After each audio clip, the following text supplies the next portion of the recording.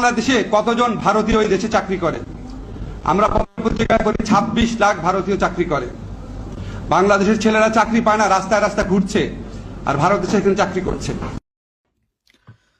আসসালামু আলাইকুম। আমার প্রিয় শিক্ষক, আমার ঢাকা বিশ্ববিদ্যালয়ের প্রিয় শিক্ষক, আইন বিভাগের প্রিয় শিক্ষক ডক্টর আসিফ নজরুল স্যারের কাছে আমার একটি বিনীত অনুরোধ। স্যার, আপনি সব সময়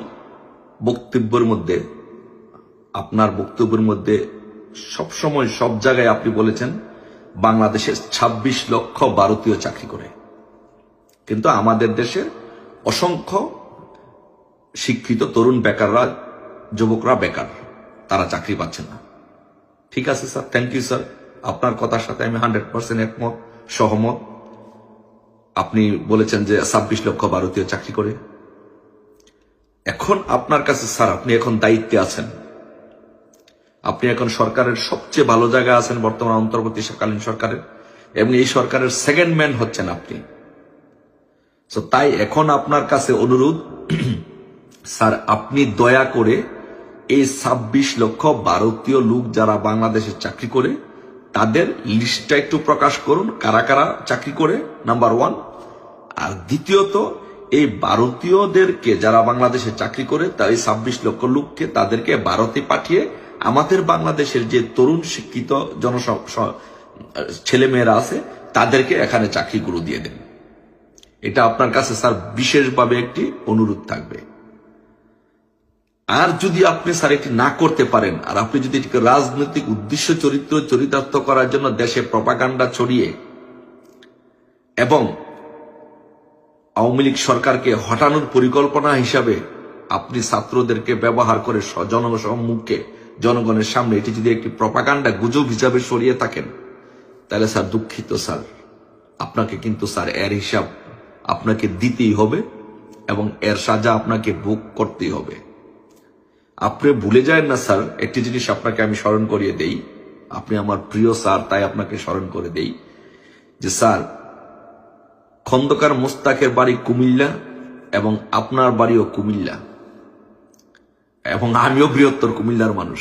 আপনাকে একটি কথা স্মরণ করে দেই, যে সেটি হচ্ছে যে খন্দকার মোস্তাক কিন্তু বঙ্গবন্ধুকে খুন করে অল্প সময়ের জন্য দেশের সর্বোচ্চ ক্ষমতায় ছিল। সেটা কতদিনের জন্য? অল্প সময়ের জন্য। আপনিও আওয়ামী লীগ সরকারকে এই খন্দকার মোস্তাকের হাত ধরেই গুজব এবং মিথ্যা প্রপাগান্ডার মাধ্যমে বাংলাদেশে আমেরিকা দূতাবাসের সহযোগিতায় ছাত্রদেরকে নিয়ে ভুল বুঝিয়ে তাদের মধ্যে প্রপাগান্ডা ছড়িয়ে এবং তাদেরকে ক্ষমতার লোভ দেখিয়ে এই সরকারের বিরুদ্ধে একটি আন্দোলন করতে সক্ষম হয়েছেন। যদি আপনি এই 26 লক্ষ লোকের তালিকা প্রকাশ করতে না পারেন এবং তাদেরকে বাংলাদেশ থেকে বিতাড়িত করে বাংলাদেশিদের, আমাদের ভাই বোনদেরকে যদি চাকরি দিতে না পারেন, তাহলে কিন্তু স্যার আপনার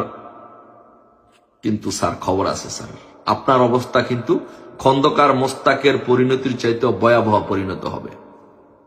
স্যার, আপনাকে একটা কথা বলি স্যার, আপনি তো এই সরকারের আমলে সারা জীবন আপনি এই সরকারের বিরোধিতা করে গেছেন, প্রপাগান্ডা করেছেন সারা জীবন। এই সরকারের যা কিছু আছে সত্য মিথ্যা আপনি গুজব রটাইছেন সরাই। আপনাকে কি স্যার কোনোদিন জেলে যাইতে হয়েছে? আপনি কি স্যার কোনোদিন জেলে গেছেন? আপনাকে কোনো আপনার বাড়ি ঘরে হামলা করা হয়েছে? আপনাকে অপমান অপদস্থ করা হয়েছে? না, হয় নাই। কিন্তু আপনি ক্ষমতায় এই গুজবের উপর ভিত্তি করে ক্ষমতায় আসার সাথে সাথে আপনারা বাংলাদেশের সমস্ত স্থাপনাগুলোতে, বড় বড় স্থাপনাগুলোতে আপনারা হামলা করতেছেন। আওয়ামী লীগের প্রত্যেকটি নেতার বাড়িঘর ভেঙে জ্বালিয়ে পুড়িয়ে ছারখার করে দিচ্ছেন। স্যার, ভুলে যান না স্যার, খন্দকার মোস্তাকের নাম নিশানাও কিন্তু বাংলাদেশের মাটিতে ছিল না এবং এখনো নাই। এবং খন্দকার মোস্তাক একজন সর্বজন ঘৃণিত একজন পাত্র। আপনিও যদি স্যার খন্দকার মোস্তাকের মতো যদি আপনি এটা প্রমাণ করতে না পারেন, আপনি যে প্রপাগান্ডাগুলো ছড়িয়েছেন যে 26 লক্ষ ভারতীয় বাংলাদেশে চাকরি করে, এবং তাদেরকে যদি লিস্ট প্রকাশ করে তাদের জায়গায় যদি বাংলাদেশিদের চাকরি দিতে না পারেন, আপনার জায়গা কিন্তু খন্দকার মোস্তাকের জায়গায় কিন্তু আপনার স্থান হবে।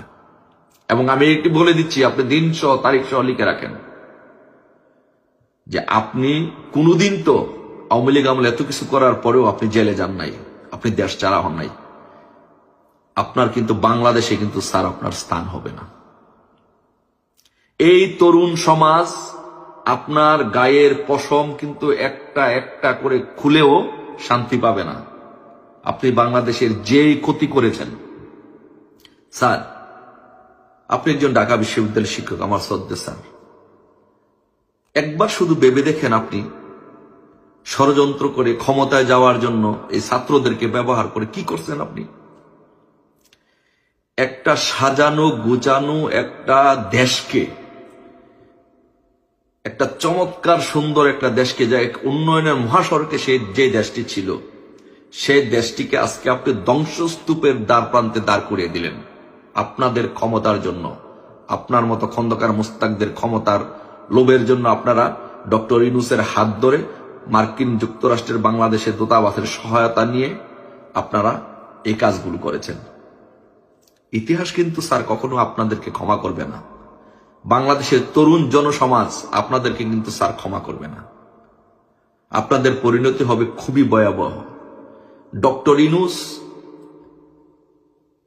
বাংলাদেশে আইন ফেস করেছে, কিন্তু ডক্টর ইউনূসকে জোর করে কেউ জেলে একদিনের জন্য তাকে জেলে দেয়নি, তার উপরে কেউ শারীরিকভাবে নির্যাতন করেনি, অত্যাচার করেনি। কিন্তু ডক্টর ইউনূস এবং আপনি এই কাজগুলো করার ফলে আপনাদের সারা জীবনে বাংলাদেশে আপনাদের শেষ কবরটুকু হওয়ার রাস্তা আপনারা বন্ধ করে দিয়েছেন। আমি আপনাদেরকে বলে দিলাম, আপনাদের কবরও এই বাংলাদেশের মাটিতে, ডক্টর ইউনূস এবং ডক্টর আসিফ নজরুল স্যার, আপনাদের কবরও এই বাংলাদেশের মাটিতে হবে না। কেন হবে না জানেন? কারণ আপনারা যখন দেশ ছেড়ে পালাবেন, তখন আপনাদের লাশটা দেশে আনার জন্য কেউ দায়িত্ব নিবে না। বাংলাদেশ আওয়ামী লীগ আপনি ধ্বংস করে দিবেন? বাংলাদেশ আওয়ামী লীগকে আপনি নিঃশেষ করে দিবেন?